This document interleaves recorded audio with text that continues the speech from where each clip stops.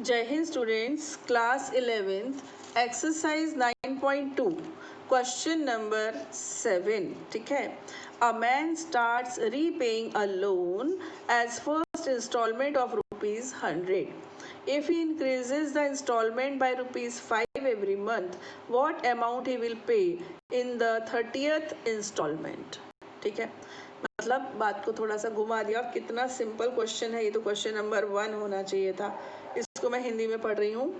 एक व्यक्ति ऋण का भुगतान 100 रुपए की प्रथम किश्त से शुरू करता है। यदि वह प्रत्येक किश्त में 5 रुपए प्रतिमाह बढ़ाता है तो 30वीं किश्त की राशि ज्ञात करो। अरे कितना सिंपल है, देखो ना। फर्स्ट इंस्टॉलमेंट कितने की है? 100। सेकंड कितने की होगी? 105। फिर 110, 5 रुपए बढ़ा रहा है वो हर बार, है ना। तो 30वीं 30th पूछ रहे हैं आपसे, 30th कितनी होगी? कितना तो सिंपल है।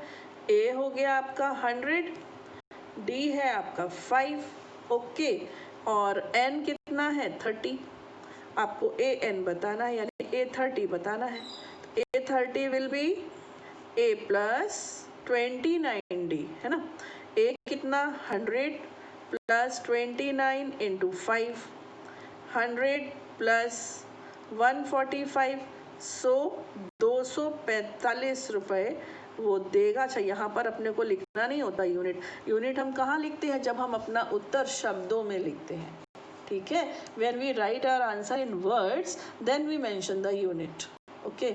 तो यहाँ हम लिखेंगे, इंग्लिश वाले लिखेंगे, he will pay ₹245 as 30th installment.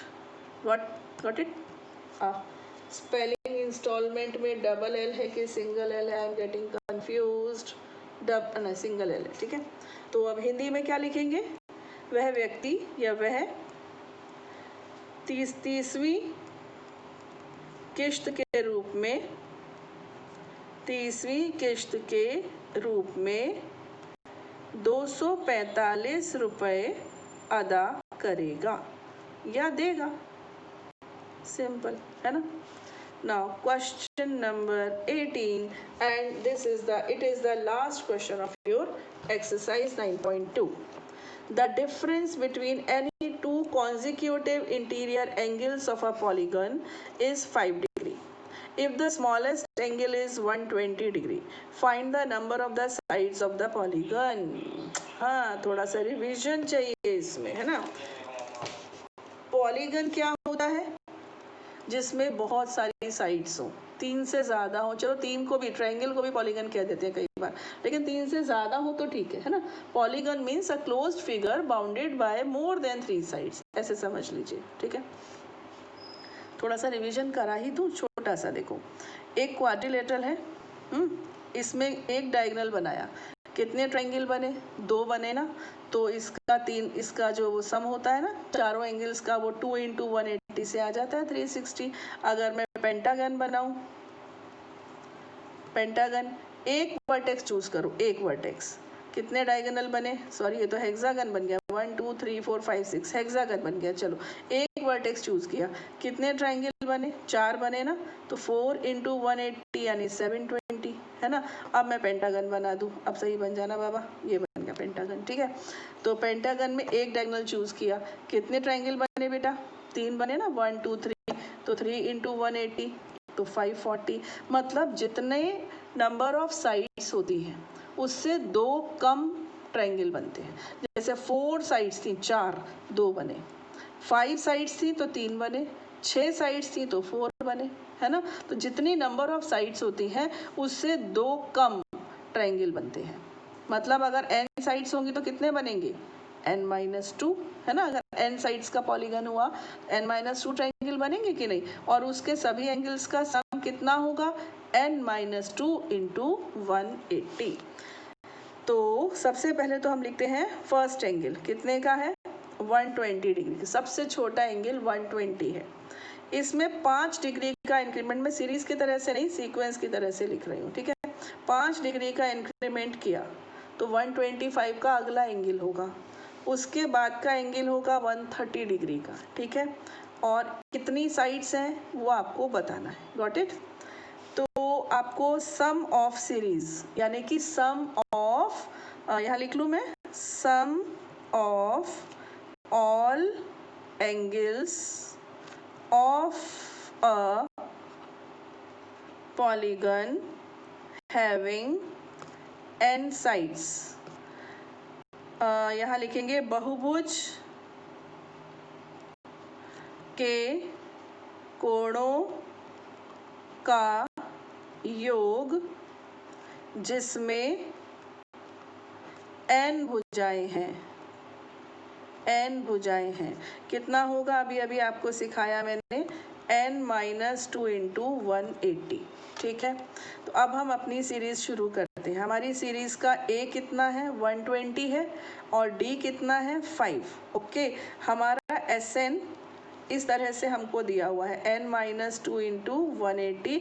यहाँ हमारे फॉर्मूले के हिसाब से होना चाहिए था n/2 2a, a कितना है बेटा, 120 है ना, 2a प्लस n माइनस 1, और d कितना है, 5। तो n/2 2a plus n minus 1 into d, ये हमारा जो हमने AP में आकर सीखा है फॉर्मूला वो है। और ये होता कितना है, ये होता है 180n माइनस 360, ठीक। ये 2 भी यहाँ ले आओ, मल्टीप्लाई हो जाएगा, तो ये हो जाएगा आपका 360n माइनस 720, ये 2 भी यहाँ आ जाएगा। अंदर का हाल देखें, ये कितना होगा, 240 plus 5n minus 5, n 5n प्लस 235, got it, is equal to 360n minus 720, ठीक है। Now open the bracket, 5n square plus 235n, इसको इधर ले आऊँ, minus 360n plus 720 is equal to 0। अब ये हो गया आपका 5n स्क्वायर, सब्ट्रैक्ट करेंगे तो नेगेटिव आएगा, 10 minus 5 5, 5 minus 3 2 and 125n plus 720 is equal to 0। 5 से डिवाइड किया तो ये हो गया n square minus 25n plus 160 is equal to 0, है ना। तो अब आप इसको फैक्टराइजेशन मेथड से भी कर सकते हो, और फॉर्मूला तो है ही, फॉर्मूले से करते हैं।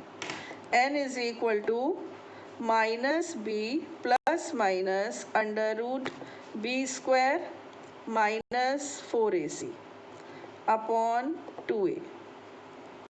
Sorry, it should be 5 ones are 5, 22, 5 fours are 20 and 5 144, ठीक है।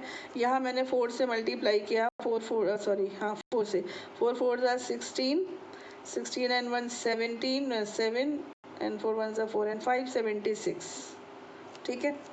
तो अभी आएगा 25 plus minus 15 minus 6 is 9 is 4 upon 2, तो ये आ गया आपका 25, n is equal to 25 plus minus 7 upon 2।